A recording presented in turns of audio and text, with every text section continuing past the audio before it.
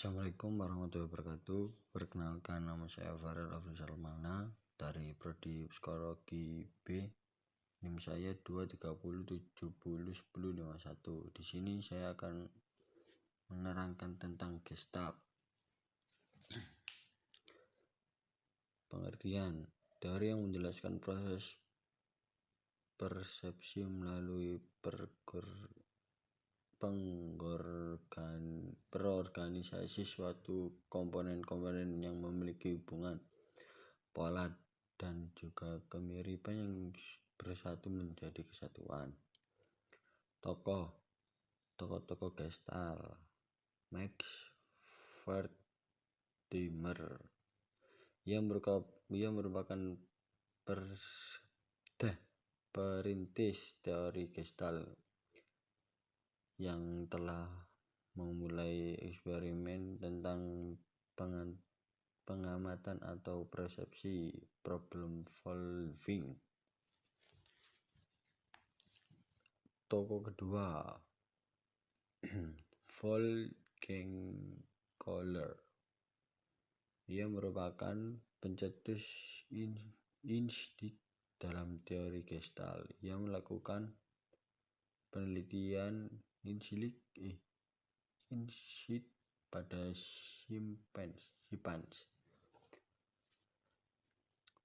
Prinsip-prinsip Gestalt: teori yang menjelaskan proses prinsip melalui pengorganisasian suatu komponen-komponen yang memiliki hubungan, pola, dan juga kemiripan yang bersatu menjadi satu kesatuan.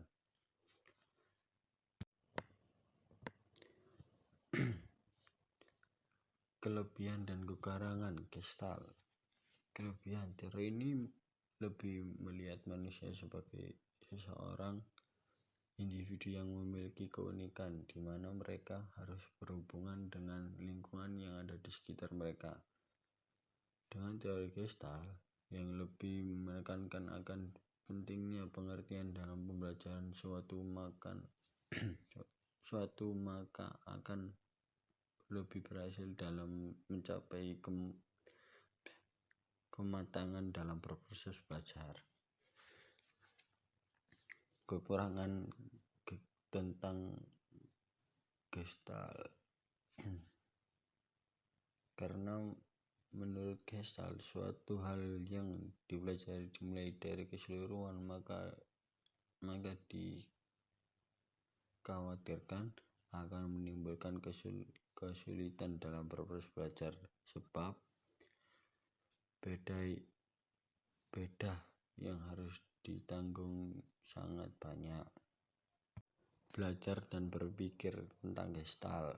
1.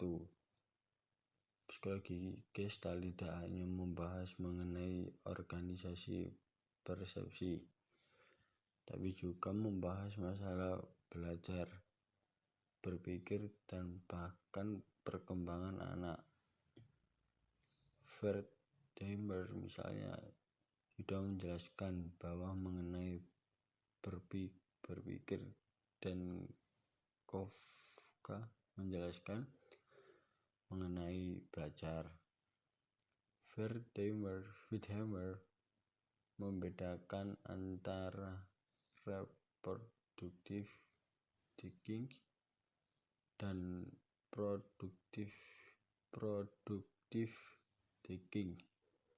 Productive thinking menunjukkan pada pengulangan, pembiasaan, pengkondisian, dan rutinitas, dan productive thinking menunjukkan pada ide-ide baru, terobosan, ataupun image.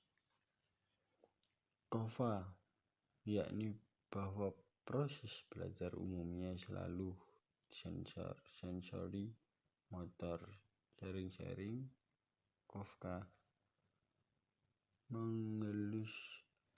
mengilustrasikan seperti anak yang berpakaian rapi.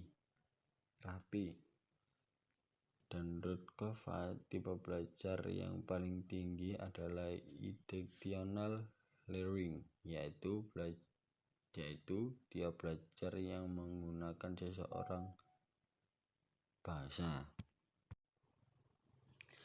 Yang kedua dari behaviorisme, pengertian filosofi dalam psikologi yang berdasarkan pada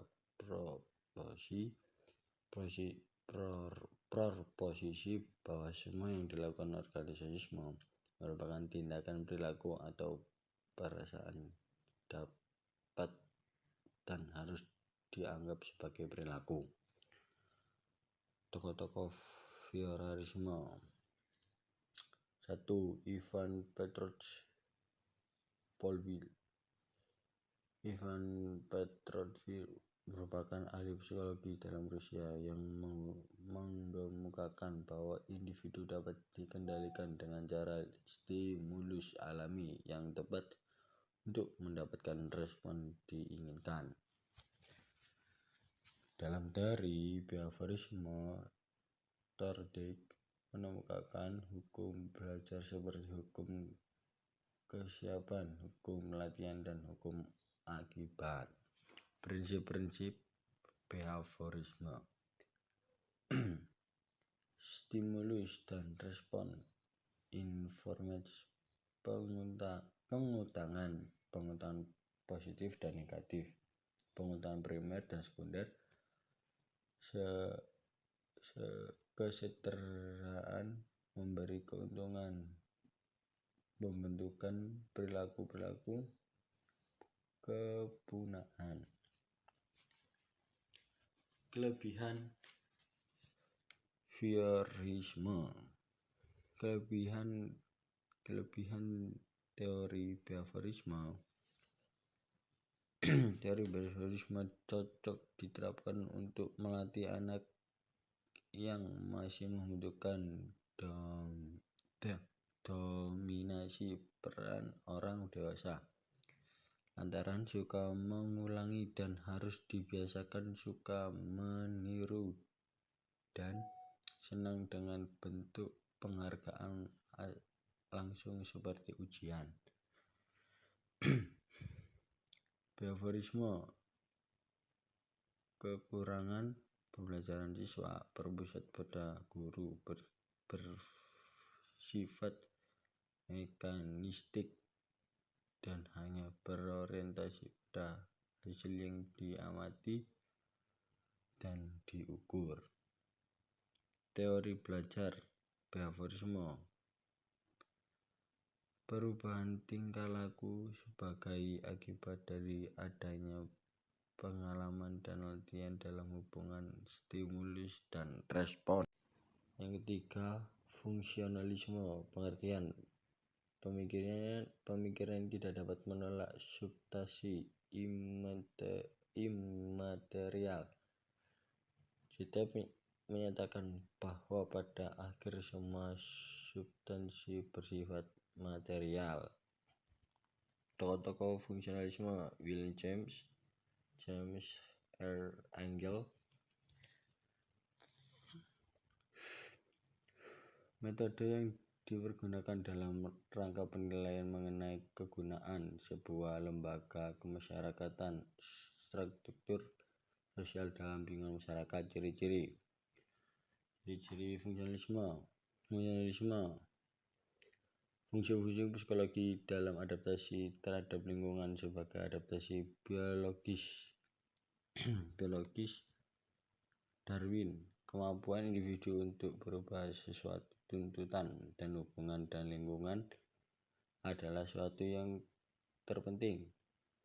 Sangat memandang penting aspek terapan atau fungsi dari psikologi itu sendiri bagi berbagai bidang dan kelompok manusia.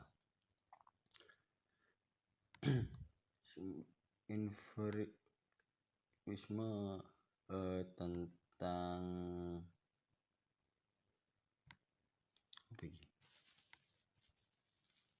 kekurangan dan kelebihan.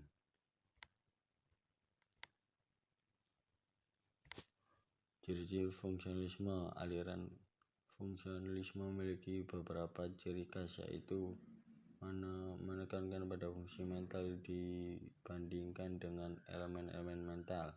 Fungsi-fungsi psikologi adalah adaptasi terhadap lingkungan, sebagaimana adaptasi biologi Darwin, kemampuan individu untuk berubah suatu tuntutan dalam hubungannya dengan lingkungan adalah suatu hal yang penting, sangat memandang penting aspek terhadap atau fungsi dari psikologi itu sendiri bagi berbagai bidang kelompok manusia.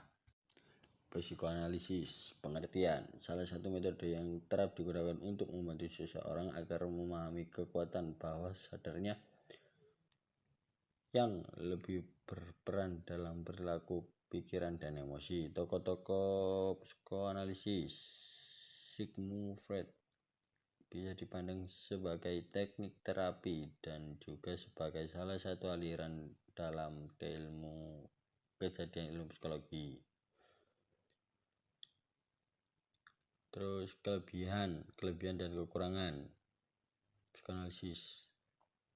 Kelebihan dapat memahami kehidupan psikologi seseorang individu dan memahami lebih dalam mengenai sifat manusia, membantu mengatasi kecemasan melalui analisis terhadap mimpi, resistensi, dan transferensi. Kekurangan psikoanalisis.